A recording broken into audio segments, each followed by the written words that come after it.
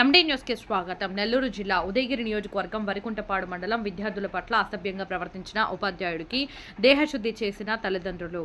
వరికుంటపాడు మండలం తూర్పు బోయమడుగులోని ఎంపీపీ ప్రాథమికోన్నత పాఠశాల టీచర్గా విధులు నిర్వర్తిస్తున్న వెంకయ్యకి దేహశుద్ధి చేసిన తల్లిదండ్రులు. ఓ విద్యార్థి పట్ల అసభ్యంగా ప్రవర్తించినట్టు తల్లిదండ్రులు ఆరోపించారు. దీంతో దాడి చేయగా ఉపాధ్యాయుడు గోడ దూకి పారయ్యాడు. సంఘటనా స్థలానికి చేరుకుని విచారణ చేపట్టిన పోలీసులు. కుట్టుకొని చచ్చిపోతా ఏం సార్ ఇదే ఏం సార్ ఇదే ఏం సార్ ఇదే అన్నేమో